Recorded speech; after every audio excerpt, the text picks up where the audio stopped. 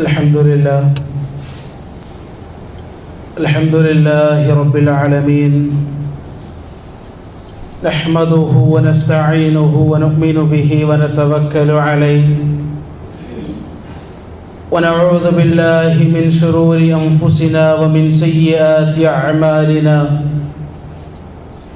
من يهدي الله فلا مضل له ومن يضلل فلا هادي له، وأشهد أن لا إله إلا الله وحده لا شريك له، وأشهد أن محمدًا عبده ورسوله، أرسله بالهدى ودين الحق ليظهره على الدين كله ولو كره المشركون. اللهم صل على محمد وعلى آل محمد كما صليت على إبراهيم وعلى آل إبراهيم إنك حميد مجيد. اللهم بارك على محمد وعلى آل محمد كما باركت على إبراهيم وعلى آل إبراهيم إنك حميد مجيد. أما بعد، فإن خير الحديث كتاب الله، وخير الهدي هدي محمد صلى الله عليه وسلم، وشر الأمور محدثاتها، وكل محدثة بدعة، وكل بدعة ضلالة، وكل ضلالة في النار. أعوذ بالله من الشيطان الرجيم. بسم الله الرحمن الرحيم. يا أيها الذين آمنوا اتقوا الله حق تقاته ولا تموتن إلا وأنتم مسلمون. ഏറെ സ്നേഹം നിറഞ്ഞ സത്യവിശ്വാസികളെ, സത്യവിശ്വാസിനികളെ, സഹോദരി സഹോദരങ്ങളെ, സർവ്വലോക രക്ഷിതാവായ അല്ലാഹു സുബ്ഹാനഹു വ തആലയുടെ വിധിവിലക്കുകൾ ജീവിതത്തിൻ്റെ മുഴുവൻ മേഖലകളിലും പാലിച്ചുകൊണ്ട് തഖ്വയോടുകൂടി ജീവിക്കണം എന്ന് ഓർമ്മപ്പെടുത്തുകയാണ്, ഉണർത്തുകയാണ്. അത്തരത്തിൽ അല്ലാഹുവിൻ്റെ നിയമങ്ങൾക്കും വിധിവിലക്കുകൾക്കും നിർദ്ദേശങ്ങൾക്കും വിധേയമായി ജീവിക്കുന്ന യഥാർത്ഥ വിശ്വാസികളിൽ അവൻ നമ്മേവരെയും ഉൾപ്പെടുത്തി അനുഗ്രഹിക്കുമാറാകട്ടെ. ഒരു വിശ്വാസിയുടെ ഈമാൻ, വിശ്വാസം ദുർബലമായി പോകുന്ന സന്ദർഭങ്ങളെക്കുറിച്ചായിരുന്നു നമ്മൾ ഖുതുബയിൽ സൂചിപ്പിച്ചു വന്നിരുന്നത്. ഷിർക്ക് സംഭവിക്കുന്നതിലൂടെ, അതുപോലെ തന്നെ അള്ളാഹുവിൽ ഭരമേൽപ്പിക്കുന്നതിന് പകരം അള്ളാഹുവിൻ്റെ സൃഷ്ടികളിലേക്ക് ഭരമേൽപ്പിക്കുന്ന ആ തവക്കുലാക്കുന്ന വിഷയത്തിലും, അതുപോലെ തന്നെ ചെറിയ ഷിർക്ക് എന്ന് അള്ളാഹുവിൻ്റെ റസൂല് പഠിപ്പിച്ചു തന്ന റിയായിലൂടെയുമൊക്കെ ഒരു മനുഷ്യൻ്റെ വിശ്വാസം ദുർബലമായി പോകും എന്ന് നമ്മൾ മനസ്സിലാക്കുകയുണ്ടായി. അതുപോലെ തന്നെ കഴിഞ്ഞ ഖുതുബയിൽ നാല് കാര്യങ്ങൾ സൂചിപ്പിച്ചിടത്ത് നാലാമത്തതായി നമ്മൾ പറഞ്ഞത് സത്യം ചെയ്യുന്നതുമായി ബന്ധപ്പെട്ട കാര്യങ്ങളാണ്. അള്ളാഹുവിൻ്റെ പേരിൽ സത്യം ചെയ്യണം എന്നുള്ളതാണ് ഇസ്ലാമിൻ്റെ നിയമം. അതുമായി ബന്ധപ്പെട്ട ചില കാര്യങ്ങൾ നമ്മൾ മനസ്സിലാക്കേണ്ടതുണ്ട്. അള്ളാഹുവിൻ്റെ പേരിൽ സത്യം ചെയ്യുക എന്ന് പറയുമ്പോൾ വിശുദ്ധ ഖുർആനിൻ്റെ 68-ാമത്തെ അധ്യായം സൂറത്തുൽ ഖലം, ആ സൂറത്തിൻ്റെ 10-ാമത്തെ വചനത്തിലൂടെ അല്ലാഹു സുബ്ഹാനഹു വ തആല പറഞ്ഞു, വലാ തുതി' കുല്ല ഹല്ലാഫിൻ മഹീൻ. ഏത് കാര്യത്തിനും അടിക്കടി അധികമായി സത്യം ചെയ്യുന്നവനെയും നീചനുമായിട്ടുള്ള ഒരാളെയും നീ അനുസരിക്കാൻ പാടില്ല എന്നുള്ളതാണ്. അള്ളാഹുവിൻ്റെ പേരിൽ മാത്രമേ സത്യം ചെയ്യാൻ പാടുള്ളൂ എന്ന് ഇസ്ലാം പഠിപ്പിക്കുമ്പോൾ, അതേ ഇസ്ലാം നമുക്ക് പഠിപ്പിച്ചു തന്നു ഏത് കാര്യത്തിനും അടിക്കടി അള്ളാഹുവിൻ്റെ പേരിൽ, അതല്ലെങ്കിൽ സത്യം ചെയ്യുന്ന വാക്കുകൾ പ്രയോഗിക്കുന്ന ആ ആളുകളെ നീ അനുസരിക്കാൻ പാടില്ല, അവർ പറയുന്നത് വിശ്വസിക്കാൻ പാടില്ല എന്നുള്ളതാണ്. കാരണം നമ്മൾ സൂചിപ്പിച്ചു, ഞാൻ പറയുന്ന കാര്യം മറ്റൊരാളെ ബോധ്യപ്പെടുത്താൻ, സത്യപ്പെടുത്താൻ, അയാളത് വിശ്വസിക്കുവാൻ വേണ്ടി എൻ്റെ സംസാരത്തിൻ്റെ തുടക്കത്തിലോ അവസാനത്തിലോ ഞാൻ ചേർക്കുന്ന കേവലം ഒരു പദമായി വല്ലാഹി അല്ലാഹുവാണ് സത്യം എന്ന പദത്തെ അവർ മാറ്റും എന്നുള്ളത് കൊണ്ടാണ് അധികമായി സത്യം പറയുന്നവനെ അനുസരിക്കാൻ പാടില്ല എന്ന് പരിശുദ്ധമായ ഖുർആൻ നമുക്ക് പഠിപ്പിച്ചു തന്നത്. ഇനി ഏതെങ്കിലും ഒരു നിർബന്ധ സാഹചര്യത്തിൽ അയാൾക്ക് സത്യം ചെയ്ത് പറയേണ്ടി വന്നാൽ പ്രവാചകൻ സല്ലല്ലാഹു അലൈഹി വസല്ലമ തങ്ങൾ പഠിപ്പിച്ചതുപോലെ പടച്ച റബ്ബിന്റെ മൻ ഹലഫ ബിഗൈരില്ല, അല്ലാഹുവിന്റെ പേരിലല്ലാതെ ഒരാൾ സത്യം ചെയ്തു പറഞ്ഞാൽ ഫഖദ് അശ്റക, അവൻ ശിർക്ക് ചെയ്തു എന്നാണ്. ഒരുപാട് ഹദീസുകൾ ആ വിഷയത്തിൽ, ഒരുപാട് ഹദീസുകൾ. അൻ അബ്ദുറഹ്മാൻ ഇബ്നു സമുറ قال قال رسول الله صلى الله عليه وسلم, അല്ലാഹുവിന്റെ റസൂൽ പറയാ, ലാ തഹ്ലിഫു ബിത്തവാഗി വലാ ബിആബായിക്കും, നിങ്ങൾ വിളിച്ചു പ്രാർത്ഥിക്കുന്ന വിഗ്രഹങ്ങളുടെ പേരിലോ നിങ്ങളുടെ പൂർവ്വപിതാക്കന്മാരുടെ പേരിലോ ഒരിക്കൽ പോലും നിങ്ങൾ സത്യം ചെയ്ത് പറയാൻ പാടില്ല. അതുപോലെ തന്നെ ഫമൻ കാന ഹാലിഫൻ ഫൽയഹ്ലിഫ് ബില്ലാഹ് ഔ വഇല്ല ഫൽയസ്മുത്, ആരെങ്കിലും സത്യം ചെയ്തു പറയുകയാണെങ്കിൽ അവൻ റബ്ബിന്റെ പേരിൽ സത്യം ചെയ്യട്ടെ, അതല്ലെങ്കിലോ അവൻ മിണ്ടാതിരിക്കുകയും ചെയ്തു കൊള്ളട്ടെ എന്ന് അല്ലാഹുവിന്റെ റസൂൽ പഠിപ്പിച്ചു. അപ്പോ സത്യം ചെയ്തു പറയുക എന്നുള്ളത് അധികരിപ്പിക്കാൻ പാടില്ലാത്തൊരു സംഗതിയാണ്. അതുപോലെ തന്നെ ഏതെങ്കിലും ഒരു നിർബന്ധിതമായ ഘട്ടത്തിൽ, സാഹചര്യത്തിൽ സത്യം പറയേണ്ടി വന്നാൽ തന്നെ അള്ളാഹുവിന്റെ പേരിലല്ലാതെ മറ്റൊരു സൃഷ്ടിയുടെ പേരിലും ഒരു വസ്തുവിന്റെ പേരിലും ഒരു മഹാന്റെ പേരിലും ഏതെങ്കിലും ഒരു പുണ്യമാക്കപ്പെട്ട സ്ഥലത്തിന്റെ വസ്തുവിന്റെ പേരിലോ അയാൾ സത്യം ചെയ്തു പറയാൻ പാടില്ല എന്ന് പ്രവാചകൻ സ്വല്ലല്ലാഹു അലൈഹി വസല്ലമ തങ്ങൾ നമുക്ക് പഠിപ്പിച്ചു തരാൻ. ഇനി മൂന്നാമത്തതുമായി ബന്ധപ്പെട്ട് മനസ്സിലാക്കേണ്ടത്, ഒരാൾ സത്യം ചെയ്തു പറഞ്ഞാൽ നന്മയായൊരു കാര്യത്തിനു മാത്രമേ അയാൾ സത്യം ചെയ്തു പറയാൻ പാടുള്ളൂ എന്നാണ്. തിന്മയായി പഠിപ്പിച്ച, കളവായി പഠിപ്പിച്ച, അതല്ലെങ്കിൽ നീചവൃത്തിയായി പഠിപ്പിച്ച, മോശപ്പെട്ട കാര്യമായി പഠിപ്പിച്ച ഒരു കാര്യത്തില് ഒരിക്കൽ പോലും ഹൽഫ് അല്ലെങ്കിൽ സത്യം ശപഥം ചെയ്ത് പറയുക എന്ന പ്രവൃത്തി ചെയ്യാൻ പാടില്ല എന്ന് പഠിപ്പിച്ചു തന്നു. നാലാമത്തേത്, ആരെങ്കിലും ഇനി ആ രൂപത്തിൽ സത്യം ചെയ്തു പറഞ്ഞ് അത് ലംഘിക്കപ്പെട്ടാൽ അതിന് പ്രായശ്ചിത്തം നൽകുകയും ചെയ്യണം എന്ന് വിശുദ്ധ ഖുർആൻ പഠിപ്പിച്ചു. വളരെ ഗൗരവത്തിൽ നമ്മൾ മനസ്സിലാക്കണം. പലപ്പോഴും നമ്മുടെയൊക്കെ സംസാരത്തിൽ വിശുദ്ധ ഖുർആൻ പറയാണ്, നിങ്ങൾ മനഃപൂർവ്വമല്ലാതെ, നിങ്ങൾ മനഃപൂർവ്വം നിങ്ങളുടെ നാവിലൂടെ വന്നു പോകുന്ന കേവലം ഒരു വാക്കുകൾ കൊണ്ട് ആ രൂപത്തിലാണ് നിങ്ങൾ സത്യം ചെയ്യുന്നതെങ്കിൽ അള്ളാഹു നിങ്ങളെ ശിക്ഷിക്കുകയില്ല. നമുക്ക് നിങ്ങൾ വിശുദ്ധ ഖുർആന്റെ സൂറത്തുൽ ബഖറയിലെ 225-ാമത്തെ വചനം അല്ലാഹു പഠിപ്പിക്കുക, ലാ യുആഖിദുകുമുല്ലാഹു ബില്ലഗ്വി ഫീ ഐമാനിക്കും വലാകിൻ യുആഖിദുകും ബിമാ കസബത് ഖുലൂബുകും വല്ലാഹു ഗഫൂറുൻ ഹലീം.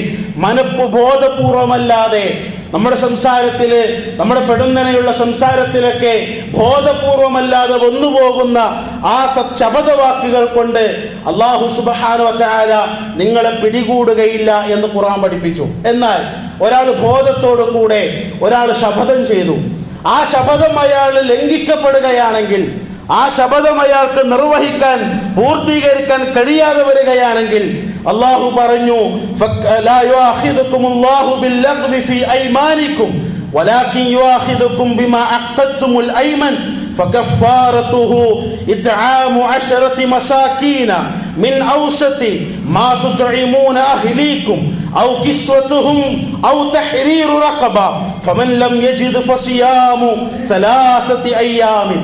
അല്ലാഹു പറയാ, നിങ്ങൾ ബോധപൂർവമല്ലാതെ നിങ്ങളുടെ സംസാരത്തിൽ വന്നുപോകുന്ന ശപഥവാക്കുകൾ കൊണ്ട് അല്ലാഹു നിങ്ങളെ പിടികൂടുകയില്ല. എങ്കിൽ അതേപോലെ തന്നെ അള്ളാഹുവിന്റെ പേരിൽ, അതല്ലെങ്കിൽ മറ്റേതെങ്കിലും പേരിൽ നിങ്ങൾ ഉറപ്പിച്ചും ബോധത്തോടെയും കൂടെ ചെയ്തു പോയ ശപഥത്തിന്റെ പേരിൽ അള്ളാഹു നിങ്ങളെ പിടികൂടുമെന്നാണ്. അപ്പൊ ബോധപൂർവം നമ്മൾ ശപഥം ചെയ്ത് ആ ശപഥം നമ്മൾക്ക് പൂർത്തീകരിക്കാൻ കഴിയാതെ പോയാൽ അല്ലാഹു സുബ്ഹാനഹു വ തആല അതിന്റെ പേരിൽ നമ്മളെ ശിക്ഷിക്കുമെന്നാണ്. ബോധപൂർവം അല്ലാതെയാണെങ്കിൽ അതിന്റെ പേരിൽ അല്ലാഹു ശിക്ഷിക്കുകയുമില്ല. ഇനി ഒരാൾ സത്യം ചെയ്തു പറഞ്ഞു, ശപഥം ചെയ്തു, ഞാൻ ഇന്ന കാര്യങ്ങൾ ഞാൻ ചെയ്യാം എന്ന് വല്ലാഹി അള്ളാഹുവിന്റെ പേരിൽ ഒരാള് ആ നിലക്ക് ശപഥം ചെയ്ത് സത്യം ചെയ്തു പറഞ്ഞാൽ അയാൾക്കത് പൂർത്തീകരിക്കൽ നിർബന്ധമാണ്. ഇനി ഏതെങ്കിലും സാഹചര്യത്തിൽ അത് പൂർത്തീകരിക്കാൻ കഴിയാതെ വരികയാണെങ്കിൽ അയാൾ അതിൻ്റെ കഫാറത്ത് കൊടുക്കണം, പ്രായശ്ചിത്തം കൊടുക്കണം. എന്താ അതിൻ്റെ പ്രായശ്ചിത്തം? നമ്മളൊക്കെ സംസാരത്തിൽ പലപ്പോഴും നമ്മൾ നിർവഹിക്കാറുള്ള ഈ ശപഥം എന്ന് പറയുന്നത് ഒരു ഇബാദത്താണ്.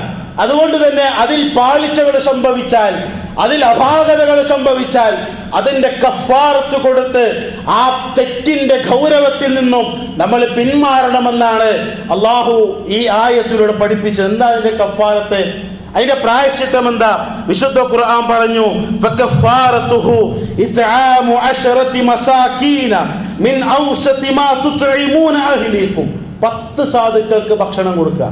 ഒന്നാമത്തേത് 10 സാധുക്കൾക്ക് ഭക്ഷണം കൊടുക്കണം. അതെങ്ങനെ? നമ്മളൊക്കെ നല്ല നിലയിൽ ഭക്ഷണം കഴിക്കുമ്പോൾ കഫാറത്തിന്റെ ഭാഗമായി കൊണ്ട് ഞാൻ കൊടുക്കുന്ന ഭക്ഷണം ഏതെങ്കിലും ലോക്കൽ പോരാ, നമ്മുടെ കുടുംബത്തിന്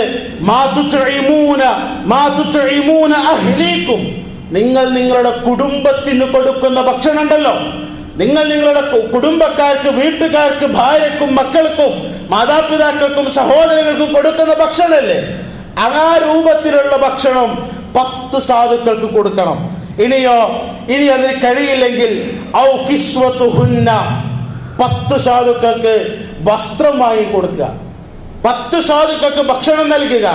അതിന് സാധിക്കാതെ വരികയാണെങ്കിൽ 10 സാധുക്കൾക്ക് അവർക്കുള്ള വസ്ത്രം മേടിച്ചു നൽകുക. അതല്ലെങ്കിലോ ഔ തഹ്രീറു റഖബ, അതല്ലെങ്കിൽ ഒരു അടിമയെ മോചിപ്പിക്കുക. 10 സാധുക്കൾക്ക് ഭക്ഷണം കൊടുക്കുക. അതിന് സാധിക്കുന്നില്ലെങ്കിൽ 10 സാധുക്കൾക്ക് വസ്ത്രം മേടിച്ചു നൽകുക. അതിന് സാധിക്കുന്നില്ലെങ്കിൽ ഔ തഹ്രീറു റഖബ, ഒരു അടിമയെ നിങ്ങൾ മോചിപ്പിക്കുക. ഇനി ഒരാൾക്ക് അതിനും കഴിയുന്നില്ല, ഫമല്ലം യജിദ് ഫസിയാമു സലാസതി അയ്യാമിൻ. സാമ്പത്തികമായി പ്രയാസമുള്ള ആളാണ്, അടിമമോചനം ഇന്ന് ലോകത്തില്ല, ഇസ്ലാം അതിന് പാടെ വിലക്കി. പക്ഷെ ഇങ്ങനത്തെ ഒരു സാഹചര്യത്തിൽ അയാൾ ചെയ്തു പോയ ശപഥത്തിന്റെ പേരിൽ പ്രായശ്ചിത്തം എന്താ? ഇസ്ലാം പഠിപ്പിച്ചു തന്നു, 10 സാധുക്കൾക്ക് ഭക്ഷണം നൽകാൻ കഴിയൂലെങ്കിൽ, അതിന് സാമ്പത്തികമായ പ്രയാസമുണ്ടെങ്കിൽ, 10 സാധുക്കൾക്ക് വസ്ത്രം മേടിച്ചു നൽകാൻ നിനക്ക് സാധിക്കുന്നില്ലെങ്കിൽ, ഒരു അടിമയെ മോചിപ്പിക്കാനുള്ള സാഹചര്യമില്ലെങ്കിൽ അവന്റെ മേൽ അള്ളാഹു പഠിപ്പിച്ചു, ഫമല്ലം യജിദ് ഫസിയാമു സലാസതി അയ്യാമിൻ, 3 ദിവസം തുടർച്ചയായിട്ട് നോമ്പെടുക്കട്ടേതാ. ഇത് കഫാറത്താണ്, ഇത് പ്രായശ്ചിത്തമാണ്. ഇസ്ലാം ചില തിന്മകൾക്ക്, ചില തെറ്റുകൾക്കൊക്കെ അതിന്റെ പ്രായശ്ചിത്തം നിശ്ചയിച്ചു വെക്കും. ചിലതൊക്കെ അതിന് തുല്യമായ പ്രവർത്തനം ചെയ്യണമെന്ന് പഠിപ്പിച്ചു. അതാണ് ഖുർആൻ പഠിപ്പിച്ചത്. ആരെങ്കിലും ഒരു മനുഷ്യനെ കൊന്നാൽ അവനെ തിരിച്ചു കൊല്ലൽ ഇസ്ലാമിന്റെ ശറഈലുള്ള നിയമമാണ്. ഒരാളുടെ കയ്യിനാണ് പരിക്കേൽപ്പിച്ചതെങ്കിൽ അവന്റെ കയ്യിന് പരിക്കേൽപ്പിക്കുക എന്നുള്ളത് ഇസ്ലാമിന്റെ ശറആണ്. ഒരാളുടെ കണ്ണിന് പരിക്കേൽപ്പിച്ചാൽ തിരിച്ചയാൾക്കുള്ള ശിക്ഷ എന്ന് പറയുന്നത് ആ കണ്ണിന് പരിക്കേൽപ്പിക്കാതെ. നമ്മുടെ നാട്ടിൽ നടക്കൂല എന്നുള്ളൂ.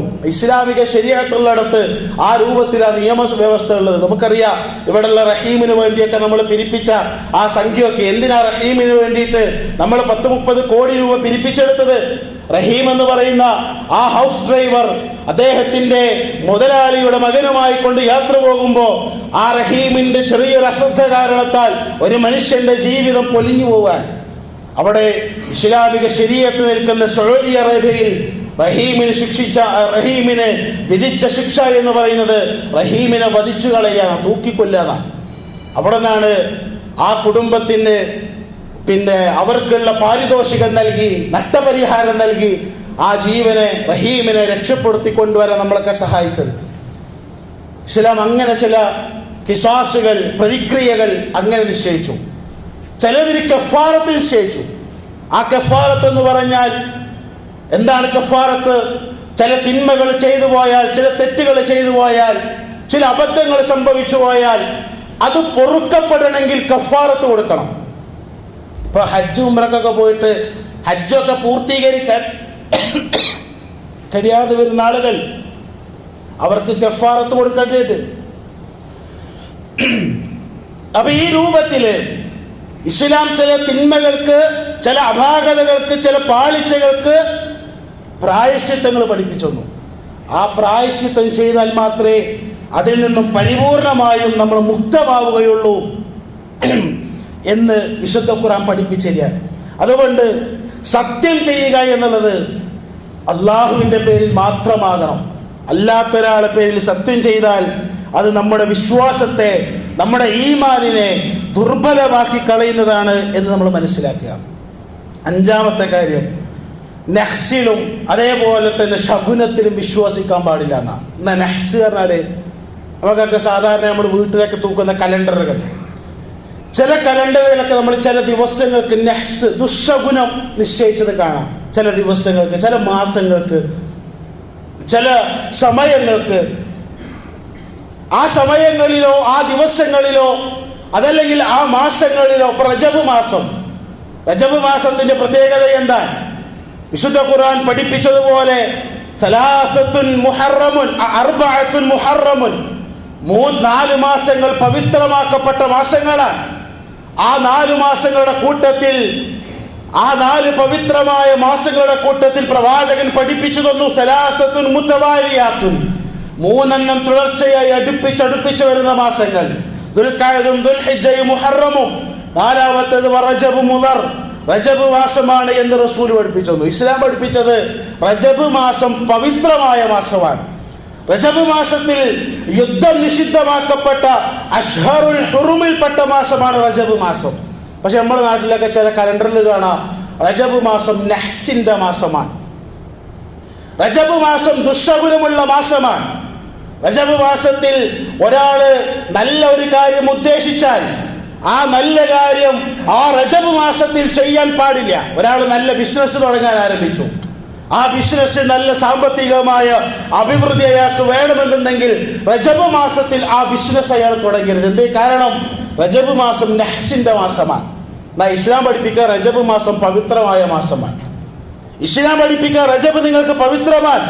അതുകൊണ്ടാണ് പ്രവാചകൻ സല്ലല്ലാഹു അലൈഹി വസല്ലം തങ്ങൾ പഠിപ്പിച്ചത് അത്തീറത്തു ശിർകുൻ, അത്തീറത്തു ശിർകുൻ സലാസൻ വമാ മിന്നാ ഇല്ലാ വലാകിന്നല്ലാഹ യുദ്ഹിബുഹു ബിത്തവക്കുൽ.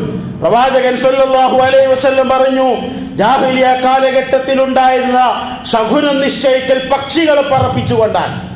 അങ്ങനെ പക്ഷികളെ പറപ്പിച്ചുകൊണ്ട് ശകുനം നോക്കുന്ന, ഭാഗ്യവും നിർഭാഗ്യവും തീരുമാനിക്കുന്ന, നന്മയും തിന്മയും തീരുമാനിക്കുന്ന ആ സംഗതി ഉണ്ടല്ലോ, അത്തീറത്തു ശിർകുൻ, അത് ശിർക്കാണ്, അത് ശിർക്കാണ്. ഇപ്പൊ കൈനോട്ടക്കാരെയൊക്കെ സമീപിക്കുക, താഴെ വരുന്നുണ്ട്, ജ്യോത്സ്യന്മാരെ സമീപിക്കുക. നമ്മുടെ ജീവിതത്തിന്റെ ഇപ്പോഴത്തെ അവസ്ഥ എന്താണെന്ന് അറിയാൻ വേണ്ടിയിട്ട് കൈനോട്ടക്കാരെ സമീപിക്കുക. എന്നിട്ട് അവര് പറയുന്നത് കേൾക്കുക, അത് വിശ്വസിക്കുക. പ്രവാചകൻ സല്ലല്ലാഹു അലൈഹി വസല്ലം പറഞ്ഞു, മൻ അതാ കാഹിനൻ, ആരെങ്കിലും ഒരു ജ്യോത്സ്യന്റെ അടുക്ക ചെന്നു, എന്നിട്ടോ ഫസദ്ദഖഹു ബിമാ യഖൂൽ, ആ ജ്യോത്സ്യം പറയുന്നതൊക്കെ അതേപോലെ വിശ്വസിച്ചു. കൈ നോക്കിയിട്ടോ, അതല്ലെങ്കിൽ നമ്മുടെ മുഖം നോക്കിയിട്ടോ, അതല്ലെങ്കിൽ നമ്മുടെ ജീവിതത്തിന്റെ സംഭവിക്കുന്നതും സംഭവിച്ചതും സംഭവിച്ചു കൊണ്ടിരിക്കുന്നതും സംഭവിക്കാനുള്ളതുമായ കാര്യങ്ങളെ കുറിച്ചൊക്കെ പറഞ്ഞു തരാന്ന് പറഞ്ഞ് എന്തെങ്കിലുമൊക്കെ രേഖകൾ മുന്നിൽ വെച്ച് തത്തയെ കൊണ്ട് ചീട്ടെടുപ്പിക്കുന്ന ആ രൂപത്തിലുള്ള സംഗതികളൊക്കെ ചെയ്തിട്ട് ഒരാൾ ആ പറഞ്ഞത് മുഴുവൻ വിശ്വസിച്ചു. പ്രവാചകൻ സല്ലല്ലാഹു അലൈഹി വസല്ലം പറയാണ്, ഫഖദ് കഫറ ബിമാ ഉൻസില അലാ മുഹമ്മദിൻ സല്ലല്ലാഹു അലൈഹി വസല്ലം, അവൻ അല്ലാഹു സുബ്ഹാനഹു വ തആല മുഹമ്മദിലൂടെ ഈ സമൂഹത്തിലേക്ക് ഇറക്കിയ ഇസ്ലാമിനെ, അതല്ലെങ്കിൽ ദീനിന്റെ ഖുർആനിന്റെ ആശയങ്ങളെ അവൻ നിഷേധിക്കുകയാണ്, അവൻ കാഫിറാവുകയാണ്, അവൻ അതിലൂടെ ശിർക്ക് ചെയ്യുകയാണ്. നോക്കൂ നിങ്ങൾ, എത്ര ഗൗരവത്തിലാണ് പഠിപ്പിച്ചു തന്നത്. അതുകൊണ്ട് ജ്യോത്സ്യന്മാരെ സമീപിക്കുക അപകടമുള്ള വിഷയമാണ്. കണക്ക് നോട്ടക്കാരെ സമീപിക്കുക അപകടമുള്ള വിഷയമാണ്. അത് വിശ്വാസിയുടെ വിശ്വാസത്തെ, ഈമാനിനെ കളങ്കപ്പെടുത്തുന്ന, ദുർബലപ്പെടുത്തുന്ന കാര്യങ്ങൾ. നമ്മുടെ നാട്ടിലൊക്കെ സർവ്വസാധാരണ, നമ്മുടെ വീട്ടിലൊക്കെ തങ്ങന്മാരെടുത്ത് പോയിട്ട് ഇപ്പൊ വീട്ടിലാകെ പ്രശ്നം, ഒരുപാട് പേർക്ക് അസുഖങ്ങൾ മാറിയിട്ട് സമയം കിട്ടണില്ല, എന്നും ഡോക്ടറെ കേസാ. അപ്പോഴേക്കാരും മൂപ്പര് പറയാ, ഒരു കാര്യം ചെയ്യും, ഞാനൊരു മുട്ട തരാം, തൽക്കാലം എൻ്റെ വീടിന്റെ പറമ്പിലൊന്ന് കൊണ്ടുപോയി കുഴിച്ചിട്ടോക്ക്, അസുഖങ്ങൾ മാറുമോ? എന്തേ കാരണം? ആരോ സിഹ്ർ ചെയ്ത, അല്ലെങ്കിൽ ആരോ ആ നിലക്ക് എന്തോ ഒരു മാരണം ചെയ്തതാ. എന്നിട്ട് അതിന്റെ പേരിൽ ജ്യോത്സ്യന്മാരെ പോയി കാണുക, അതിന്റെ പേരിൽ കണക്ക് നോട്ടക്കാരെ പോയി കാണുക. അസുഖങ്ങള് മാസങ്ങളായി പകർച്ചവ്യാധികളുമായി കൊണ്ട് ഒരു വീടിങ്ങനെ കഴിഞ്ഞുകൂടുകയാണ്. ആ വീട്ടിലുള്ളവർക്ക് മരുന്നിലുള്ള വിശ്വാസം നഷ്ടമായി, പടച്ച റബ്ബിലേക്ക് കൈകൾ ഉയർത്തേണ്ട സാഹചര്യത്തിൽ അള്ളാഹിന്റെ സൃഷ്ടികളിൽപ്പെട്ട കടക്ക് നോട്ടക്കാരായ ആളുകളെ സമീപിക്കുന്നു, ജ്യോത്സ്യന്മാരെ സമീപിക്കുന്നു, തങ്ങന്മാരെയും ബീവിമാരെയും ഖോജമാരെയും സമീപിക്കുക. എന്നിട്ട് ആ സാഹചര്യങ്ങളൊക്കെ ഒന്ന് പഠിച്ചിട്ട് ഇപ്പൊ കുടുംബത്തിൽ ഭാഗ്യാണോ നിർഭാഗ്യാണോ എന്നൊക്കെ അവരെ കൊണ്ട് കണക്ക് നോക്കി കബഡി നിരത്തി, അതല്ലെങ്കിൽ മറ്റെന്തെങ്കിലും ജാലവിദ്യകളിലൂടെ മന്ത്രവിദ്യകളിലൂടെയൊക്കെ ഇവരിങ്ങനെ കേൾക്കുക, എന്നിട്ട് അതൊക്കെ വിശ്വസിക്കുക. പ്രവാചകൻ സല്ലല്ലാഹു അലൈഹി വസല്ലം പറഞ്ഞു, അങ്ങനെ ഒരു മനുഷ്യൻ ചെയ്താൽ ഫഖദ് കഫറ ബിമാ ഉൻസില അലാ മുഹമ്മദ് സല്ലല്ലാഹു അലൈഹി വസല്ലം, നബി സല്ലല്ലാഹു അലൈഹി വസല്ലമയെ അവൻ നിഷേധിച്ചു, പ്രവാചകനിൽ അവൻ അവിശ്വസിച്ചു. പ്രവാചകൻ അവൻ കാഫിറാണ്. പിന്നെ അവൻ ശിർക്ക ചെയ്യുന്നത്. അത്വീറത്തു ശിർക്കുൻ 3 പ്രാവശ്യം റസൂൽ ആവർത്തിച്ചത്. അത്വീറത്തു ശിർക്കുൻ, തീറത്തു ശിർക്കുൻ, അത്വീറത്തു ശിർക്കുൻ. അതുകൊണ്ട് പ്രിയപ്പെട്ടവരെ, നമ്മുടെ നാട്ടിലൊക്കെ അതിങ്ങനെ കുടുംബത്തേക്ക് കയറി വരിക ചെയ്യാം. നമ്മളൊന്നും അറിയണ്ട, നമ്മളാരും ക്ഷണിച്ചിട്ടാവൂല. പക്ഷേ ഏതെങ്കിലും കാരണവന്മാരുടെ, ഏതെങ്കിലും കുടുംബക്കാരുടെ, ഏതെങ്കിലും സുഹൃത്തുക്കളുടെ അഭിപ്രായത്തിന്റെ പേരിൽ ആ അഭിപ്രായ രൂപത്തിലായി സംഗതികളൊക്കെ നമ്മുടെ കുടുംബത്തേക്ക് കയറി വരാം. പേടിക്കണം നമ്മൾ, ഭയപ്പെടണം നമ്മൾ, സൂക്ഷിക്കണം നമ്മൾ, അതിനെതിരെ ജാഗ്രത പാലിക്കണം. കാരണം ചെറിയൊരു സെക്കൻഡ് മതി, ഒരു വാക്ക് വിശ്വസിച്ചാൽ ശിർക്കാവാൻ. ഒരു വാക്കിന് വേണ്ടി, ഒരു സമാധാനത്തിന് വേണ്ടി, ഒരു പരിഹാരത്തിന് വേണ്ടി സമീപിക്കുന്നവന്റെ നിലപാടിനനുസരിച്ച് അതുവരെ ഉണ്ടായിരുന്ന സകലമാന ഏകദൈവ വിശ്വാസം നഷ്ടപ്പെട്ട് സ്വർഗത്ത് നിന്ന് നേരെ വീണ് നരകത്തുക. ഗൗരവത്തോടു കൂടെ കാണണം, ഗൗരവത്തോടു കൂടെ കാണണം. അല്ലാഹു സുബ്ഹാനഹു വ തആല എല്ലാവിധ തൗഫീഖും നൽകി അനുഗ്രഹിക്കുമാറാകട്ടെ.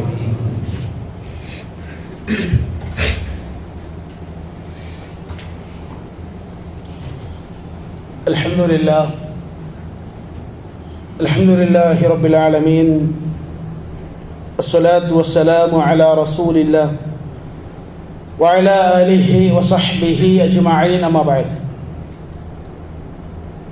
അല്ലാഹുവിൻ്റെ നിയമങ്ങളും നിർദ്ദേശങ്ങളും പാലിച്ചുകൊണ്ട് ജീവിക്കണമെന്ന് ഒരിക്കൽ കൂടെ ഓർമ്മപ്പെടുത്തുകയാണ്, ഉണർത്തുകയാണ്. വിശ്വാസം നഷ്ടപ്പെട്ടു പോകുന്ന ഏഴാമത്തെ അതുപോലെ തന്നെ അവസാനത്തതുമായൊരു കാര്യമായിക്കൊണ്ട് പണ്ഡിതന്മാർ പഠിപ്പിച്ചു തന്നത് ഉറുക്കും ഏലസും പോലെയുള്ള തകിടുകൾ കൈകളിൽ ബന്ധിക്കുക, ശരീരത്തിൽ ബന്ധിപ്പിക്കുക എന്നുള്ളതാണ്. നമുക്കറിയാം, പൗരാണികമായ കേരളത്തിൻ്റെ ചരിത്രം.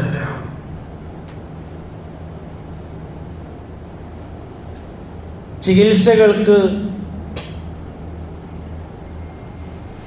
ഇസ്ലാം പ്രോത്സാഹനം നൽകിയിട്ടുണ്ട്.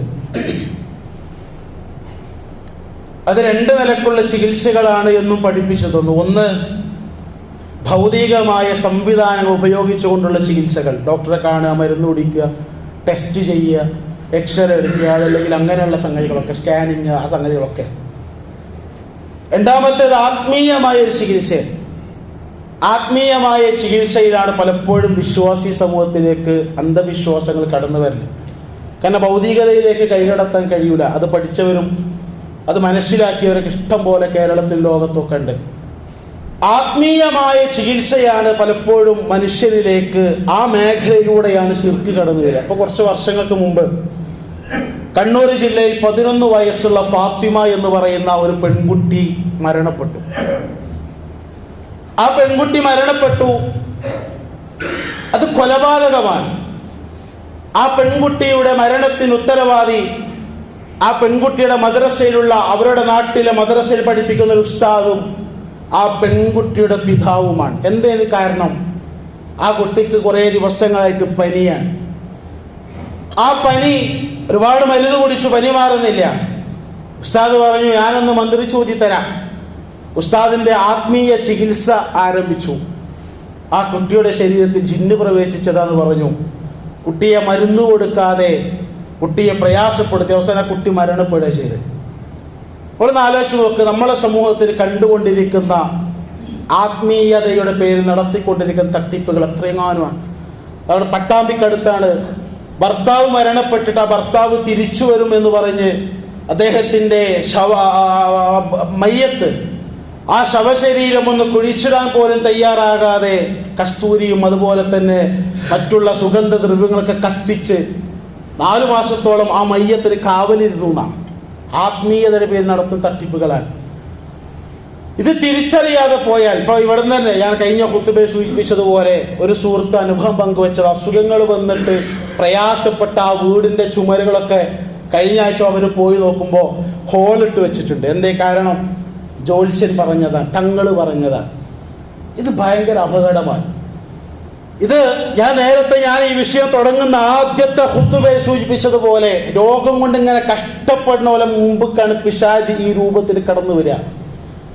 സാമ്പത്തികമായി പ്രയാസം നെരുക്കി നിൽക്കാൻ ഒരു പരിഹാരമില്ല. ഒരാളോടും ചോദിച്ചിട്ട് ആ സാമ്പത്തിക പ്രശ്നം പരിഹരിക്കാൻ ഒരു പരിഹാരമില്ല. ഓന്റെ മുമ്പ് ആ പിശാച് ഈ രൂപത്തിൽ വരിക. എടാ, ആ തങ്ങളെ പോയി കണ്ടോക്ക്, അയാൾ പരിഹാരം പറഞ്ഞുതരും, അയാളൊരു ഏലസ് തരും, അയാളൊരു തകിട് തരും, അത് എവിടെയെങ്കിലും ഒന്ന് കൊണ്ടുപോയി കുഴിച്ചിട്, അല്ലെങ്കിൽ എൻ്റെ ശരീരത്തിൽ എവിടെയെങ്കിലും കെട്ടിയിട്, അതല്ലെങ്കിൽ ബിസിനസ് തകർന്നിരിക്കാൻ. അപ്പോഴാണ് ആരോ പറയുന്നത്, ഇന്ന ഷെയ്ഖിന്റെ അടുത്ത് പോയ ബിസിനസ്സിൽ അഭിവൃദ്ധി ഉണ്ടാകും. ആ ഷെയ്ഖിനെ പോയി കാണുന്നു, അയാളിന് തകിട് കൊടുക്കുന്നു. ആ തകിട് അയാളിരിക്കുന്ന കേഷ്യറിന്റെ ആ മേശയുടെ പണം സൂക്ഷിക്കുന്ന മേശയിൽ അത് നിക്ഷേപിക്കുന്നു, സൂക്ഷിക്കുന്നു. പ്രവാചകൻ സല്ലല്ലാഹു അലൈഹി വസല്ലമ അവിടുന്ന് വളരെ കൃത്യമായി കൊണ്ട് പഠിപ്പിച്ചു തന്നു. എന്താ പഠിപ്പിച്ചത്? പ്രവാചകൻ പറയാ, അന്ന റസൂലുള്ളാഹി സ്വല്ലല്ലാഹു അലൈഹി വസല്ലമ അഖ്ബല ഇലൈഹി റഹ്തൻ, പ്രവാചകന്റെ അടുക്കലേക്ക് ഒരു കൂട്ടം ആളുകൾ വന്നു. ഫബായഅ തിസ്അതൻ വഅംസക അൻ വാഹിദിൻ, അതിൽ നിന്നും 9 ആളുകൾ പ്രവാചകൻ സല്ലല്ലാഹു അലൈഹി വസല്ലം അടുക്കൽ നിന്ന് ബൈഅത്ത് ചെയ്ത് അവര് ഇസ്ലാം സ്വീകരിച്ചു. പ്രവാചകൻ ഒരാളെ മാറ്റി നിർത്തി. ഫഖാലു, അപ്പോൾ ഈ ആളുകൾ പറഞ്ഞു, യാ റസൂലല്ലാഹ് ബായഅത തിസ്അതൻ വതറക്ത ഹാദാ, റസൂലെ 10 ആൾക്കാർ വന്നില്ലേ, 9 ആളുകൾ നിങ്ങൾ സ്വീകരിച്ചു, ബൈഅത്ത് നിങ്ങൾ സ്വീകരിച്ചു, ഇസ്ലാം സ്വീകരിച്ചു, എന്തേ ഒരാൾ മാത്രം നിങ്ങൾ ഉപേക്ഷിച്ചത്? പ്രവാചകൻ പറഞ്ഞു, ഇന്ന അലൈഹി തമീമത്ത്, അവന്റെ മേൽ അയാളുടെ മേലിൽ ഒരു ഏലസ് ഉണ്ട്, അയാളുടെ ശരീരത്തിൽ ഒരു ഏലസ് ഉണ്ട്.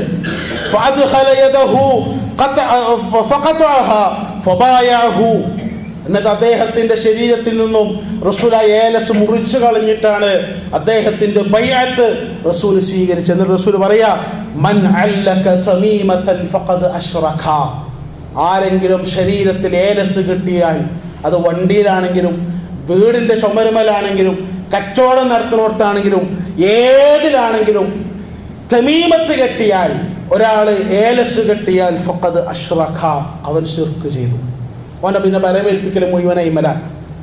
പിന്നെ നന്മ ഉണ്ടായാലും ചിന്തിക്കെന്താ, ഈ ഏലസ് കെട്ടിയോണ്ടാ നന്മ ഉണ്ടായത്.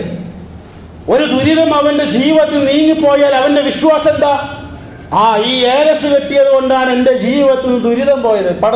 പടച്ച റബ്ബിലേക്ക് തവക്കുലാക്കേണ്ടിടത്ത് സകലമാന തവക്കുലും കൊണ്ടുവന്ന് നിക്ഷേപിക്കുക ആ ഏലസ് മക്കാൻ, അത് ഊതി തന്ന ഷെയ്ഖിലേക്കാണ്. അതുകൊണ്ടാണ് പ്രവാചകൻ പഠിപ്പിച്ചത്, മൻ അല്ലക തമീമതൻ ഫഖദ് അശ്റക, അവൻ ശിർക്ക് ചെയ്തു. അതുകൊണ്ട് കൂട്ടരെ, ആ രൂപത്തിലുള്ള ഒരു സംഗതിയും സന്തോഷത്തിലാണെങ്കിലും സന്താപത്തിലാണെങ്കിലും ദുഃഖത്തിലാണെങ്കിലും എത്ര വലിയ പരീക്ഷണത്തിലാണ്, മഹാനായ അയ്യൂബ് നബി അലൈഹിസ്സലാം, അദ്ദേഹം പ്രയാസപ്പെട്ടു, സമ്പത്ത് മുഴുവൻ ചെലവഴിച്ചു, അദ്ദേഹത്തിന്റെ ശരീരത്തെ ബാധിച്ച വ്രണം, ആ മുറിവ് പഴുത്ത് ചീഞ്ഞളിഞ്ഞ് അതിൽ നിന്നും രക്തമൊലിച്ചു, ചലമൊലിച്ചു. ശരീരത്തിൽ നിന്നും ഒലിക്കുന്ന ചലത്തിന്റെ രക്തത്തിന്റെ ദുർഗന്ധം കാരണത്താൽ ഒരാൾ പോലും തിരിഞ്ഞു നോക്കാൻ ഉണ്ടായില്ല. അയ്യൂബ് നബിക്ക് പറയാമായിരുന്നുല്ലേ, നമ്മളെ നാട്ടിലുള്ള തങ്ങളെടുത്ത് പോയിക്കാണ്ട് ഞാൻ 2 ഏലസ് ഒന്ന് കെട്ടി നോക്കട്ടെ എന്ന് പറയാമായിരുന്നു. പക്ഷെ അയ്യൂബ് നബി പറഞ്ഞത്,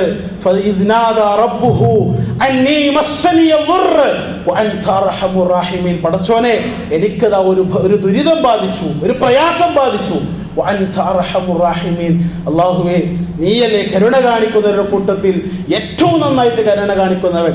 അസുഖങ്ങളൊക്കെ മാറ്റിക്കൊണ്ടാന്ന ഇബ്രാഹിം നബി പടച്ചറബിനെ പരിചയപ്പെടുത്തിയതാ, എനിക്ക് അസുഖങ്ങൾ വന്നാൽ ആ അസുഖങ്ങൾ മാറ്റിത്തരാൻ കഴിവുള്ളവൻ ആരാണോ അവനാണ് റബ്ബ്. അത് അല്ലാഹ് മാത്രമാണ്. അതുകൊണ്ട് കൂട്ടരെ, ഈ രൂപത്തിലുള്ള ശിർക്കിന്റെ വിശ്വാസത്തിൽ നിന്നും, ശിർക്കിന്റെ ആചാരങ്ങളിൽ നിന്നും, അന്ധവിശ്വാസങ്ങളിൽ നിന്നും പൂർണ്ണമായിട്ട് നമ്മൾ മാറി നിൽക്കുക. അല്ലാഹു സുബ്ഹാനഹു വ തആല എല്ലാവിധ തൗഫീഖും നൽകി അനുഗ്രഹിക്കുമാറാകട്ടെ.